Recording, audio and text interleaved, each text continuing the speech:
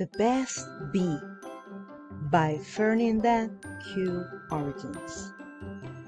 Once upon a time, there was a bee named Billy.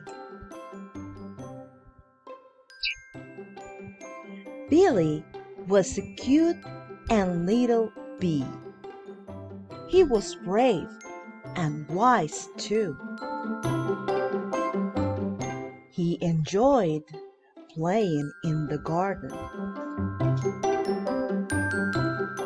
One sunny day, he saw a beehive set on fire. Oh no, this is a big problem. Great! Good job! This is a good solution. Thank God he was brave enough to help other bees out.